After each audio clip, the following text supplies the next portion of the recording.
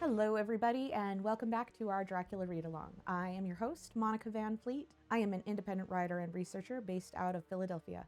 When we meet up with Jonathan in Chapter 4, it is still May 16th. He wakes in his own bed, and he says that if he wasn't dreaming, it must be that the Count carried him back to his room. He tries to figure out if that's the case, and he determines that it was because his clothes were folded and laid out in a manner that wasn't his habit, and his watch was left unwound, which is something he always does right before bed. He says that he thinks of his room as his own private sanctuary, and that he wasn't left for the 3 vampire women who were waiting to suck his blood. Something that I think is noteworthy is how the Count cares for Jonathan. He cooks his meals, he's making his bed, he folds his clothes gently, he doesn't go through his pockets. Even though he carried Jonathan to his room and put him in his bed, he leaves his journal intact. Jonathan says that maybe this was because he was in a hurry, but also notes that because it's in shorthand, the Count wouldn't have understood how to read the journal anyway.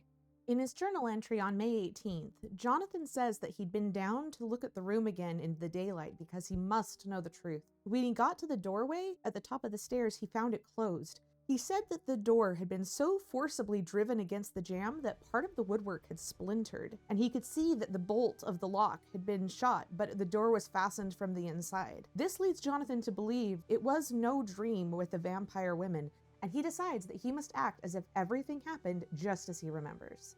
On May 28th, Jonathan concocts a plan to escape, using the local Zagani gypsies as letter carriers. He writes a letter to Mina in shorthand, as well as one to Mr. Harker.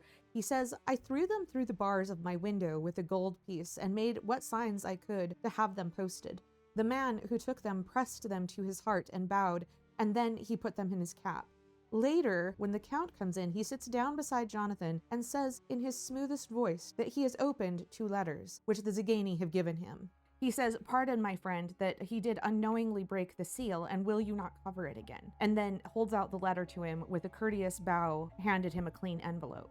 Jonathan's next entry doesn't come until May 31st, and then he is met with quite a shock, because every scrap of paper that he had brought with him, all of his notes, his memoranda, and everything relating to the railways and travel, and his letter of credit have all gone missing, including his travel suit. So not only does he not have his traveling clothes, but anything that he could use that might be useful to him in the outside world has now vanished. Jonathan's next entry doesn't come until June 17th. It has been over 2 weeks since we last heard from him. That morning, he says that he's sitting on the edge of his bed, cudgeling his brains, when he hears loud cracking whips and pounding and scraping of horses' feet in the courtyard. The Zagani have come again, and they are bringing giant boxes, which they unload into the castle. On June 25th, he goes to find Dracula's room in an attempt to find a key. Instead, he finds an empty room with piles of dusty gold and stairs that go down, where he finds 50 boxes of dirt. One of these boxes contains, of course, the Count, who Jonathan says is either dead or asleep, though he looks incredibly well fed at this point, and Jonathan says that he thinks that he looks like a filthy leech. On June 24th, Jonathan notes that the Count left him early the night before, and that the Count had locked himself in his own rooms. He soon sees Dracula going out the window in his lizard style, but this time he is wearing Jonathan's travel suit, and he's bringing with him the infamous bag. Jonathan gets mad because he realizes that he is being framed for the missing kids in town. Dracula is going to the village, kidnapping children while wearing Jonathan's traveling suit, so the villagers all just see the young English heir. A while later, Jonathan hears something stirring in the Count's room, and something like a wail that's quickly suppressed, followed by a deep, awful silence that chills him.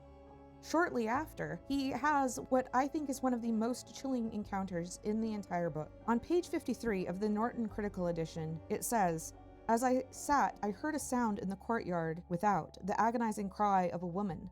I rushed to the window and, throwing it up, peered out between the bars.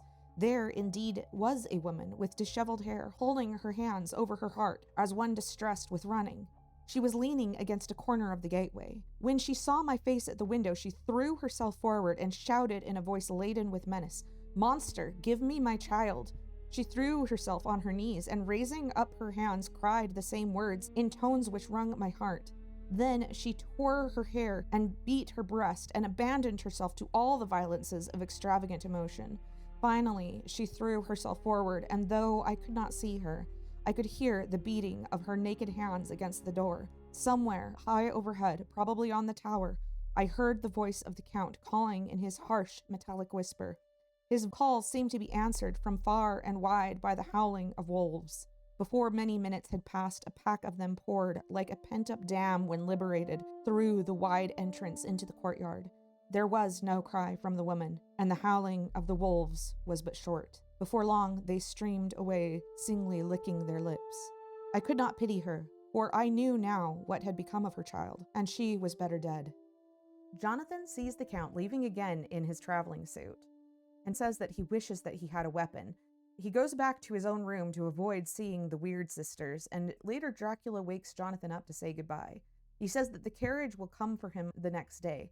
Jonathan says that he could go on tonight, and Dracula makes an excuse, saying that the carriage is gone, but he's welcome to go, and he opens the door where there are wolves waiting to get him, and Jonathan says tomorrow actually is fine. Then, in silence, they return to the library, and after a minute or two, Jonathan goes to his own room. On page 57 of the Norton Critical Edition, Jonathan says that the last he saw of Count Dracula, he was kissing his hands to me with a red light of triumph in his eyes, and with a smile that Judas in hell might be proud of. He says that when he goes back to his own room and is about to lie down, he thought that he heard a whisper at his door.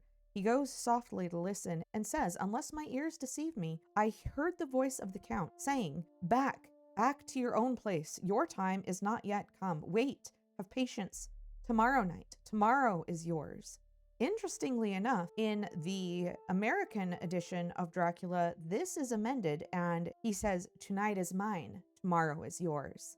Then there is a low, sweet ripple of laughter, and in a rage, Jonathan throws open the door to see the three terrible women licking their lips.